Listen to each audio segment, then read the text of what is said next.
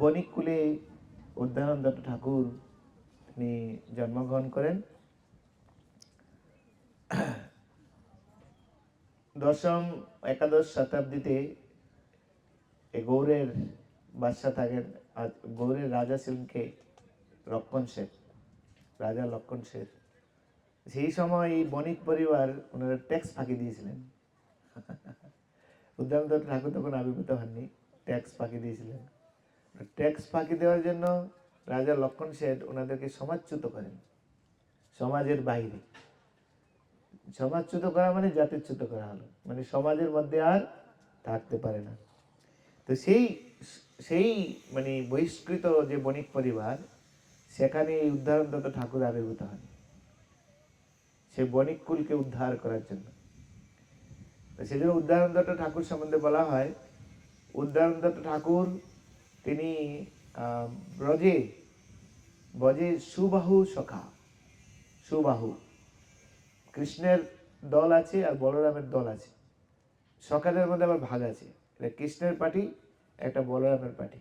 যেরকম গোপিকাদের মধ্যে দুটো ভাগ আছে, একটা রাধারানীর পার্টি কৃষ্ণের পার্টি, আর একটা হচ্ছে চন্দ্রাবলীর পার্টি। আবার বলরামের আর একটা পার্টি আছে, তিনটে পার্টি রয়েছে। কৃষ্ণের দুটো পার্টি, একটা রাধারানী একটা চন্দ্রাবলী, আর বলরামের আবার আর একটা পার্টি আছে। বলরামের সখী আবার আলাদা আছে।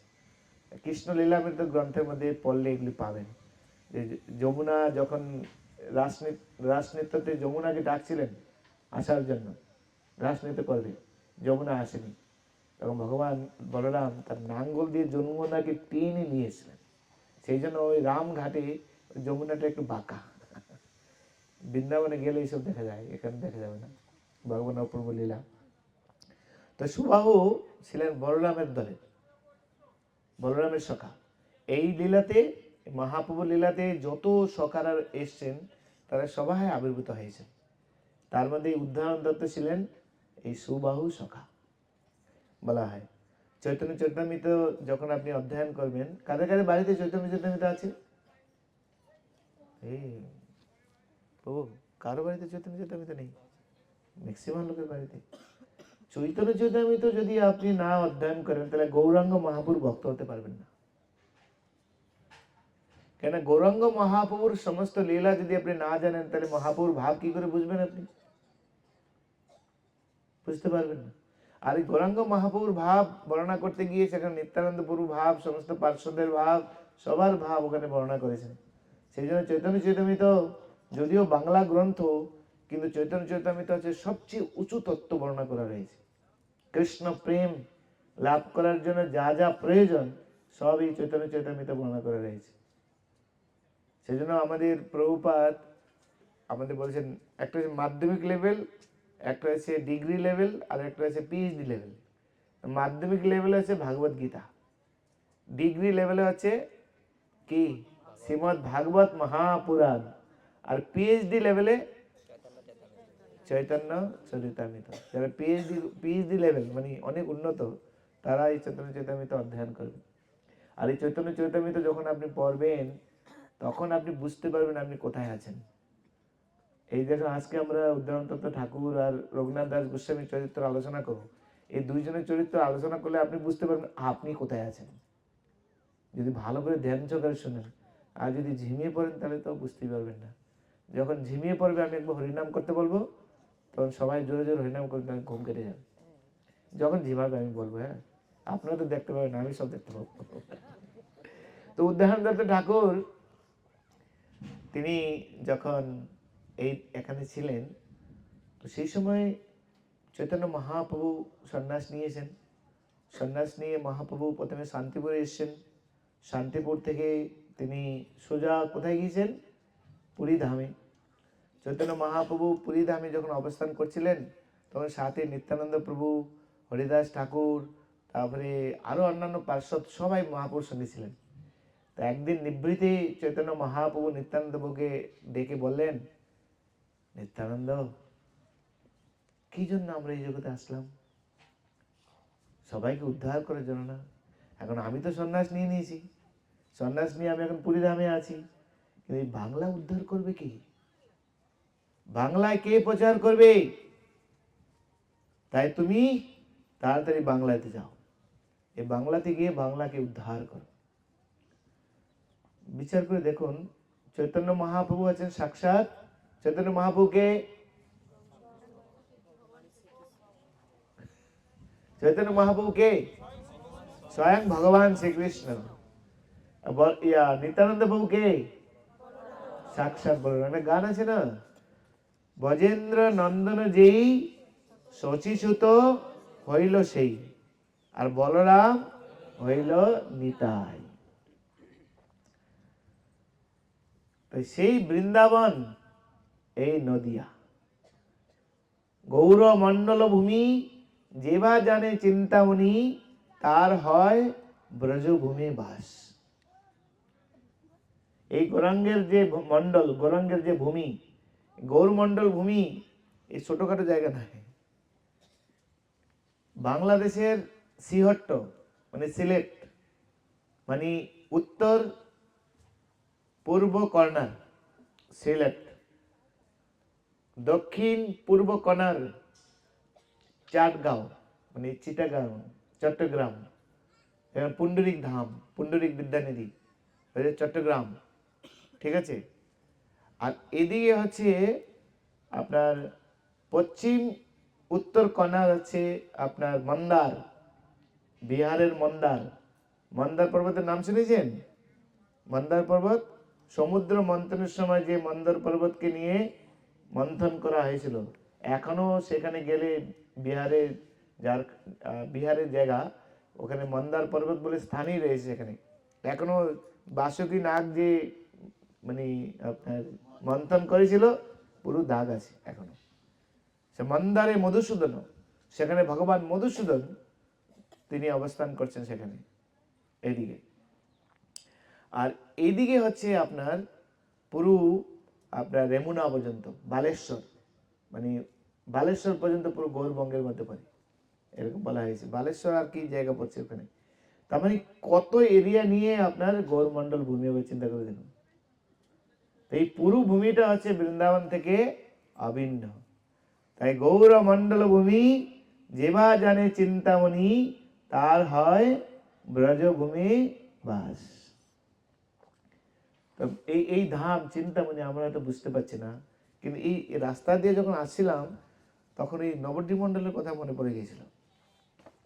নবদ্বীপ মণ্ডলে এরকম অনেক জায়গা আছে, ওই এরকম ভাবে নদীর পাশ দিয়ে যেতে হয়, অলকানন্দা, ভাগীরথী, এসব জায়গায় যেতে হয় নবদ্বীপ মণ্ডলে যখন আমরা যাই।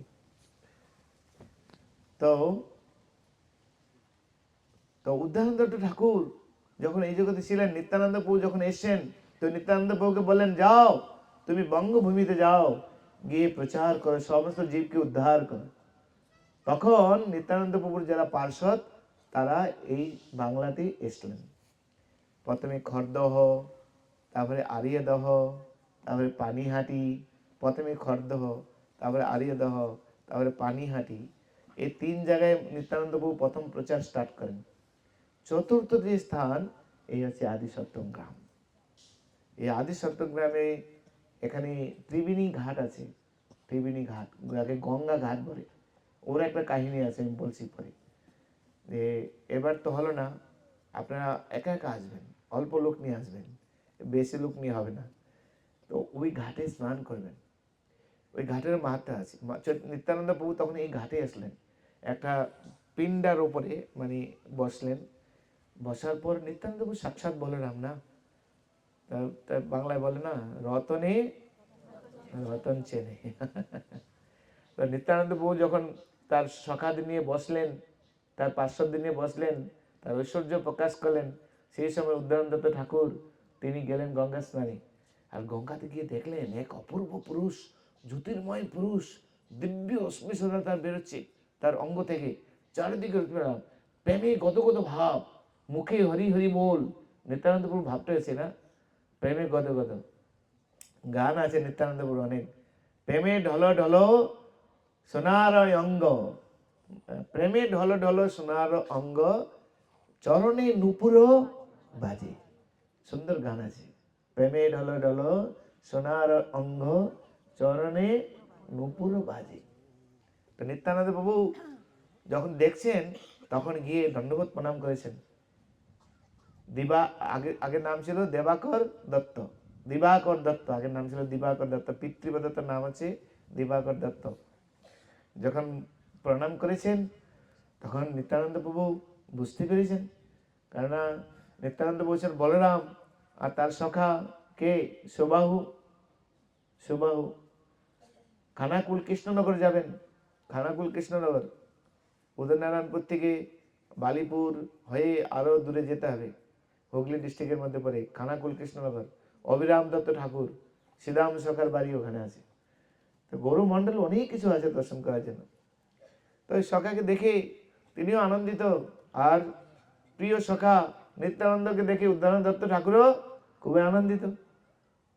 তো তখন উদয়নারায়ণ দত্ত ঠাকুর বলেন, মহাশয় মনে হচ্ছে আপনি খুবই আনন্দিত, তাই দয়া করে আপনি আমাদের বাড়িতে আজকে প্রসাদ সেবা করুন। নিত্যানন্দ যখন প্রেমে থাকেন, হ্যাঁ হয় হয় হয় হয় এরকম শব্দগুলি ব্যবহার করতেন। তারপরে স্নানাদি ক্রিয়া করে তখন তিনি আসলেন এই এই যেখানে আপনারা গিয়েছেন উদয়নারায়ণ ঠাকুর, সেখানে তিনি বসতেন। উদয়নারায়ণ ঠাকুরকে বলতেন, যাও রান্না করো, যাও রান্না করো। বলে, প্রভু আমি তো নিচু জাতি, সমাজচ্যুত আমাদেরকে করা হয়েছে, তা আমি রান্না করব, কি করে ভোগ লাগাবো? বলে, যে ভজন করে সে কখনো নিচু হয় না, যেজন কৃষ্ণ ভজে, না না সেটা এটা না, না না না, নিচুকুলো, যারা নিচুকুলে জন্মগ্রহণ করেছেন তারা যদি কৃষ্ণ ভজে, আচ্ছা মুচি হয়ে সুচি হয় যদি কৃষ্ণ ভজে, আর সুচি হয়ে মুচি হয় যদি কৃষ্ণ তেজে। তাহলে সুচি কে? যে কৃষ্ণ ভজন করে, আর মুচি কে? যে কৃষ্ণ ভজন করে না। বুঝা গেল? আর যে কৃষ্ণ ভজন করছে সে আবার কি করে অসুচি হতে পারে, কি করে নিচু হতে পারে? কারণ যে ভজে সে বড় অবক্তহীন সার, কৃষ্ণ ভজনে নাহি জাতি কুলাদি বিচার। কাটোয়া, কাটোয়া থেকে 12 কিলোমিটার দূরে শ্রীখণ্ড আছে, তারপর আগে আছে জাজিগ্রাম, তার পাশে রয়েছে বরডাঙ্গি। তা শ্রীখণ্ডতে মুকুন্দ দত্ত সরকার, নরহরি সরকার, নরহরি সরকার ভক্তি রত্নাকর গ্রন্থ রচনা করেছেন। আর মুকুন্দ মহাপুর পার্ষদ, নরহরি সরকার মহাপুর পার্ষদ। তো মুকুন্দকে মহাপ্রভু পুরী ধামে জিজ্ঞাসা করছে, মুকুন্দ আমার একটা মনে খুব সংশয়, তুমি দূর করো আমাকে। প্রভু আপনার মনে সংশয়? সাক্ষাৎ ভগবান, কি করে আপনার মনে সংশয় হবে?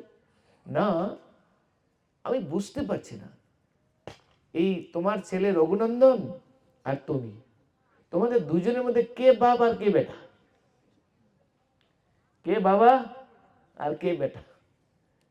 বলে, মহাপ্রভু সত্যি বলবো? বলে, হ্যাঁ বলো।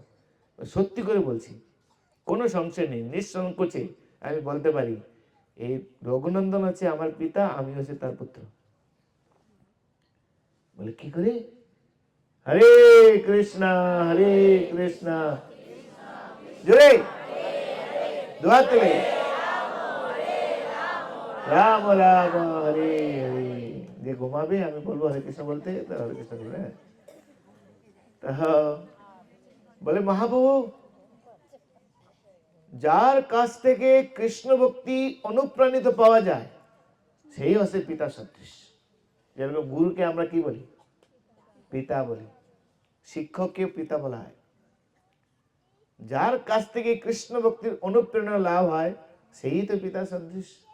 আর এই রঘুনন্দন ছোটবেলা থেকে যে ভগবানের প্রতি তার ভক্তি, আমার এত বছর জীবনে আমি এরকম ভক্তি কখনো করতে পারিনি, রঘুনন্দন যা করেছেন।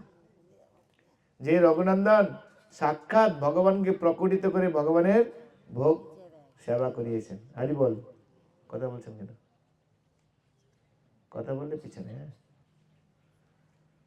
তো যে রঘুনন্দন ভগবানকে ভোগ লাগিয়েছেন, আর সাক্ষাৎ গোপীনাথ সেই ভোগ গ্রহণ করেছেন। এখনো হাতে লাড্ডু আছে, আদা খাওয়া লাড্ডু, সেই শিখণ্ড গেলে দেখতে পাবে, শিখণ্ড ওখানে অপূর্ব বিগ্রহ। নিত্যানন্দ প্রভু সেখানে গিয়েছিলেন। নরহরি সরকার ঠাকুর নিত্যানন্দ পার্ষদ, মহাপুর প্রিয় ভক্ত নিত্যানন্দ পার্ষদ। তো তাই এখানে নিত্যানন্দ প্রভু বলছেন, আরে তুমি সাক্ষাৎ কৃষ্ণ ভক্তি অনুশীলন করছো, তো তুমি কি করে নিচু জাতি হবে? যাও রান্না করো, ভগবানকে ভোগ লাগাও।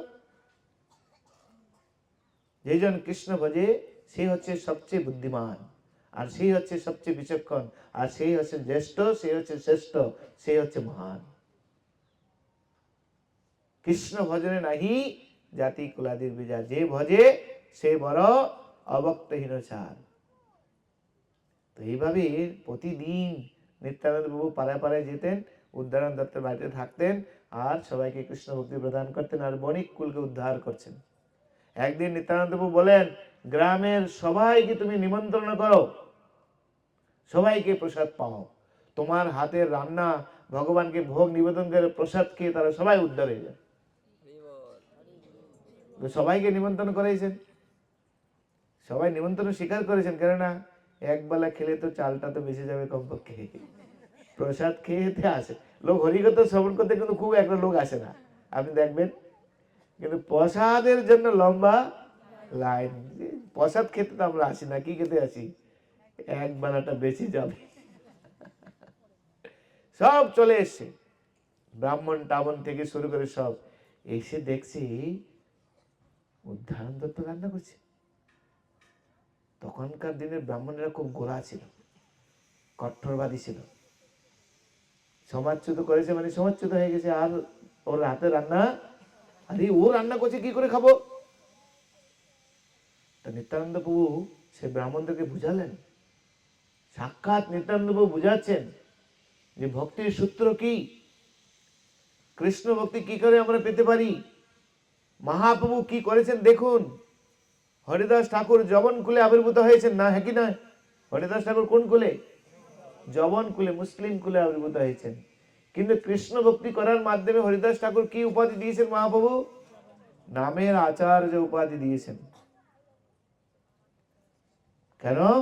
কৃষ্ণ ভজনে নাহি জাতি কুলাদির বিচার, যে ভজে সে বড়। শবরীর কি গুণ ছিল? মাতা শবরী কোন কুলে? ট্রাইবেল কুলে, ট্রাইবেল। কিন্তু সেই শবরীর হাতের, কি বলে, হাতের না, শবরীর খাওয়া মুখের বস্তু কে খেলেন? ভগবান রামচন্দ্র। কি গুণ ছিল? ভক্তি ছিল, প্রেম ছিল, প্রেম। মাতা শবরীর কি ছিল? শুদ্ধ ভক্তি। কি মিশ্রিত ছিল? প্রেম মিশ্রিত। কারণ শুদ্ধ ভক্তিতে প্রেম মিশ্রিত থাকে। সেখানে নিজের সুখের চিন্তা করা হয় না, কার সুখের চিন্তা করা হয়? শুধুমাত্র ভগবান কি করে সুখী হবেন তার চিন্তা করা হয়, সেটাকে বলা হয় প্রেম। যেরকম আমরা আমাদের ছেলে মেয়েদেরকে ভালোবাসি, বাচ্চাকে ভালোবাসি, তার সুখের জন্য সর্বদা চিন্তা করি। বাচ্চা রাত্রিবেলা পেচ্ছাপ করে দেয়, মা কি করেন? পেচ্ছাপের বতরে ঘুমায়, আর ছেলেটাকে কি করে? শুকনো জায়গায়, হ্যাঁ কি নয়? কিন্তু পরে সব ছেলেমেয়েরা সব ভুলে যায়, সব শিক্ষা দেওয়া হয় না। তো বাচ্চা ছেলে, আমরা যখন শিশু ছিলাম, মায়ের কোলে যখন পায়খানা করে দিত, মা বলতো ডাল পড়ছে, ডাল। আমি সেটা শুনেছি। কিন্তু অন্যের ছেলে পায়খানা করলে ডাল মনে করা হয় কি না, কিন্তু আমার ছেলে পায়খানা করলে কি মনে করা হয়? ডাল পড়ছে, ডাল। কেন না? আমার ছেলের প্রতি প্রেম আছে, তাই নাকি? প্রেম যখন ভগবত সেবায় মিশ্রিত থাকবে, তখন সেটা হচ্ছে মহাপ্রভু খুব অন্তর্ভাবে গ্রহণ করেন। তো উদ্ধারণ দত্ত ঠাকুর রান্না করেছেন, তাই বুঝাচ্ছেন নিত্যানন্দ প্রভু তোমাদের খাওয়া উচিত। এবার প্রসাদ রেডি, ভোগ লাগানো রেডি, নিত্যানন্দ প্রভু সব রেডি, সব লম্বা লাইন। দেখবেন আপনি খাওয়ার দিকে লাইনটা বেশি, কৃষ্ণ কথার শ্রবণের মধ্যে লাইনটা কম দেখবেন আপনি। কিন্তু আপনাদের ভক্তি আছে যেহেতু, সেজন্য ভগবানের দিকে বেশি লাইন আমরা দেখি। তো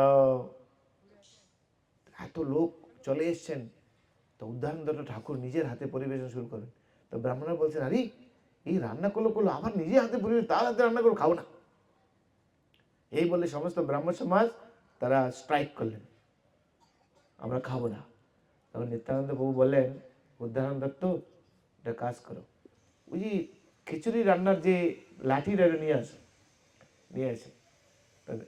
মহাপ্রভু নিত্যানন্দ প্রভু একটা ওই যে যেখানে দেখলেন আপনি ইয়ে গাছটা, মালতী গাছ, মাধবীলতা গাছ, মাধবী গাছ, ওইটা পুঁতে দিয়েছেন। ওইটা যখন পুঁতে দিয়েছেন, কে বলে অরহর ডাল ছিল, কে বলে ডুমুর ডাল ছিল। ডুমুর ডাল দিয়ে একটা সুন্দর সঙ্গে সঙ্গে একটা গাছ হয়ে গেছে, গাছ হয়ে পুরো ঝাপড়া হয়ে গেছে। আর সেই গাছের মধ্যে এই সুন্দর সুন্দর ফুলের গাছ তৈরি হয়েছে। আর এই যে মাধবী গাছ, সেই নিত্যানন্দ প্রভু যখন পুঁতেছেন সেখান থেকে আছে, ঠিক আছে। আর এই দৃশ্য যখন ব্রাহ্মণেরা দেখেছেন, এটা অপূর্ব ব্যাপার, এটা সাধারণ করে নেই, ঐশ্বরিক বৃত্তি, না না না না। তো সবাই এসছেন, বলছে উদ্ধারণ দাও, প্রসাদ দাও, তুমি নিজের হাতে পরিবেশন করো। তখন তারা নিজেরা সমস্ত প্রসাদ এখানে খেলেন। এইভাবে কিছুদিন যাওয়ার পর নিত্যানন্দ প্রভুকে দিবাকর দত্ত বলছেন, প্রভু আপনি তো ছলে বলে কৌশলে সবাইকে উদ্ধার করলেন, কিন্তু আমার উদ্ধার কি করে হবে? তারপরে ঠিক আছে, কালকেই তোকে দীক্ষা দেবো আমি। তখন সেই মাধবী তলার নিচে দীক্ষা দিলেন। দিবাকর দত্ত থেকে নাম হলো কি, তখন বলছে তোমার এই বাড়িতে প্রসাদ পেয়ে যেহেতু সমস্ত লোক উদ্ধার হচ্ছে, তাই জন্য আজ থেকে তোমাকে সবাই উদ্ধারণ দত্ত ঠাকুর রূপে জানবে। আর এই স্থানে যে আসবে তার জড়জাগতিক মলিনতা শিখে সমস্ত রূপে সে উদ্ধার হয়ে যাবে। আপনারা যারা এখানে এসছেন উদ্ধারণ দত্ত ঠাকুরের বাড়িতে, আবার কি আপনারা প্রসাদও খেয়েছেন? হ্যাঁ, তো প্রসাদও খেয়েছেন সেখানে আপনারা, তাহলে আপনাদের উদ্ধার তো নিশ্চিত, একদম গ্যারান্টি। একদিন এক শাকারিকে যারা শাখা বিক্রি করে, তো ওই গঙ্গার ঘাটে, বেশি দূরে নয় গঙ্গার ঘাট, এখন একটু দূরে চলে এসে, কিন্তু আগে আরো কাছে ছিল। তো গঙ্গার ঘাটে দিয়ে এক শাখারি যাচ্ছেন, শাখা নিবে গো শাখা, শাখা নিবে গো শাখা। তো একটা সুন্দর যুবতী নারী, একদম অল্প বয়সী, সদ্য বিবাহিতা এরকম মনে হচ্ছে। তো সে বলছে, ও শাখারি এখানে আসো, এসছেন, বলে আমার শাখা লাগবে। তো অনেকগুলি শাখা নিয়েছেন, শাখা নিয়ে বলবে টাকা দাও, বলে আমার বাবা টাকা দেবে। তো বাবা কে? বলে আমার বাবা হচ্ছে উদ্ধারণ দত্ত ঠাকুর। তুমি যাও আমার বাড়িতে গিয়ে, সবাই চেনে আমার বাবাকে, বলবে উদ্ধারণ দত্ত ঠাকুরকে সবাই বলে দেবে। সেখানে গিয়ে বলবে ওই ঘরের ভিতরে পশ্চিম কর্নারে তাক, ও তাকের ভিতরে 5টা স্বর্ণমোহর আছে, ওখান থেকে তোমাকে দিতে বলবে। সেই অনুসারে বলছে, ঠিক আগেকার দিনের মানুষ খুব সরল ছিল, এত জটিলতা ছিল না, এখন সব জটিল।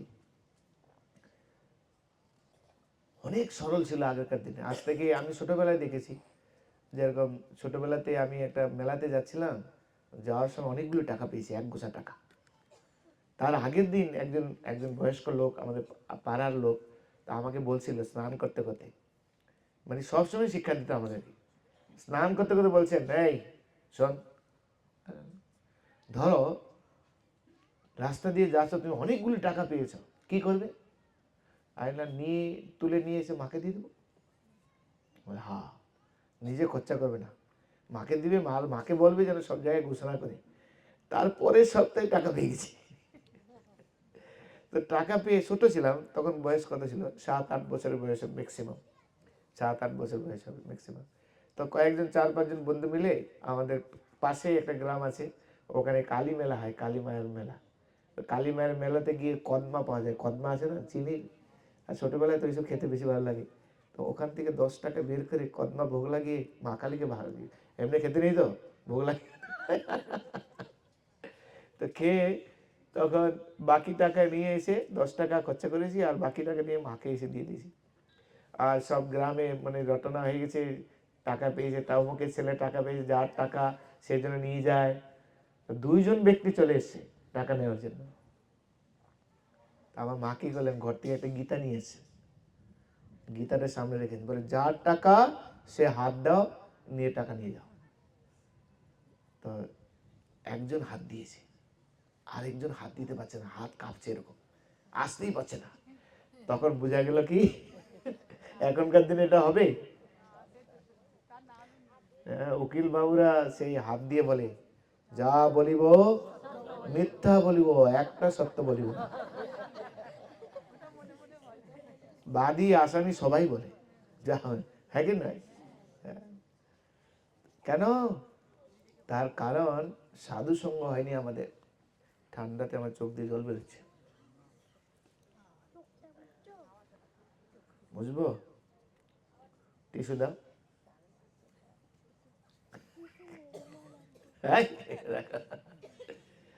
তো নিত্যানন্দ প্রভু কি বলছিলাম আমি, উদ্ধানদত্ত ঠাকুর আগেরকার দিনে মানে সরল ছিল। তো ওই শাখারি চলে এসে টাকা নেওয়ার জন্য, এসে উদ্ধানদত্ত ঠাকুর বাড়ি বেরিয়েছে। বলো, বলে আপনার কন্যা অনেকগুলি শাখা নিয়ে এসে টাকা দেন। বলে আমার কন্যা? আমার তো কোনো কন্যা বলে কেউ নেই, আমার তো একমাত্র ছেলে, একটাই মাত্র ছেলে, কন্যা কোথা থেকে হলো? বলে আরে এত সুন্দর কন্যা আপনি অস্বীকার করছেন, সে গঙ্গার ঘাটে এখনো স্নান করছে। বলে তাহলে আমাকে দেখাও। বলে তার আগে দেখুন, টাকা নেন। আগেকার দিনে তো সোনার মোহর দিয়ে মানে লেনদেন হতো, এখনকার মধ্যে কাগজে টাকা ছিল না, স্বর্ণমোহর। বলে কোথায় সোনার মোহর পাবো? বলে ও বলে দিয়েছে পশ্চিম কর্নারের তাকের ভিতরে ওখানে 5টা সোনার মোহর আছে। গিয়ে দেখছেন সত্যি সত্যি 5টা সোনার মোহর আছে। তখন মনে সন্দেহ হলো, মেয়ে তো নেই 1 নম্বরে, আর 2 নম্বরে মেয়ে বলে দিয়েছে সোনার মোহর আছে, ব্যাপারটা কি? বলে তাহলে দেখাও মেয়েকে। বলে হ্যাঁ। তখন ওই ফেরার সময় বলে দিয়েছিল টাকা আনার সময়, যদি তুমি টাকা না দেওয়া তাহলে আমার কাছে আসবে, আমি এখানে স্নান করছি, আমি ব্যবস্থা করবো, আমি বাবাকে বলবো।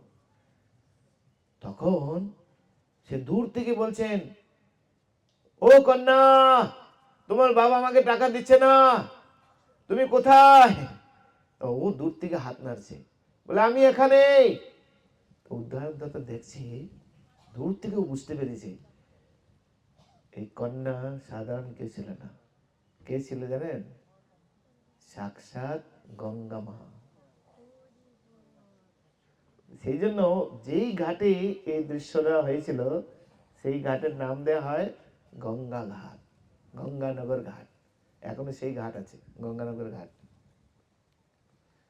তো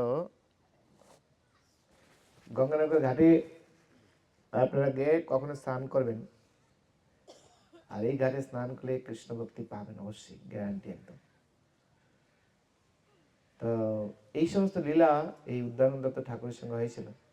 এই নূপুর কুণ্ডতে নিত্যানন্দ প্রভু তিনি যখন ওই যে খাওয়ার আগে তিনি বলছেন তুমি রান্না করো আর সবাইকে নিমন্ত্রণ করো, আমি একটু পরিক্রমা করে আসি। সব ভক্তদের নিয়ে পরিক্রমায় বেরিয়ে গেলেন। পরিক্রমা করে এসে ওই পিছনে যে পুকুরটা রয়েছে ঘাট বাঁধানো, সেখানে এসে স্নান করেছেন। স্নান করার পর নিত্যানন্দপুর পায়ের নুপুরটা ওখানে পড়ে যায়। তাহলে উদাহরণ, আরে আমার পায়ের নুপুরটা পড়ে গেছে, খুঁজে দাও। তো উদ্দান্ত ঠাকুর বলছেন, প্রভু যা পড়ে গিয়েছি, আবার আপনি এটাকে খোঁজার কি, নতুন একটা বানিয়ে দেবো দরকার। কিন্তু আপনার এই নুপুর যেহেতু এই পুকুরের মধ্যে পড়েছে, এই পুকুর পবিত্র হয়ে গেল, এই পুকুর তীর্থতে পরিণত হলো। প্রভু এই পুকুরে পরবর্তী দেশে স্নান পারে নিঃসন্দেহে আপনার কৃপা লাভ করে। সেই থেকেই সেই পুকুরের নাম হয়ে যায় নূপুর কুণ্ড। তো এইভাবে উদ্যানদত্ত ঠাকুর এখানে এত এত লীলা বিলাস হয়েছিল। সেই জন্য ওই যে মাধবীলতা গাছ রয়েছে, সেই গাছে নিচে যে বসবে, গাছকে যে স্পর্শ করবে, সেখানে যে গড়াগড়ি দেবে, সে সোজা কৃষ্ণ ভক্তি লাভ করবেন। সাক্ষাৎ নিত্যানন্দ প্রভু এখানে প্রায় 90 দিনের মতো সেখানে ছিলেন। তো এই হচ্ছে উদ্যানদত্ত ঠাকুরের লীলা। এখন আমরা রঘুনাথ দাস গোস্বামী, এই রঘুনাথ দাস গোস্বামীর লীলাতে এখন আমরা আসবো। হরে কৃষ্ণ কৃষ্ণ কৃষ্ণ হরে হরে, হরে রাম রাম রাম হরে হরে।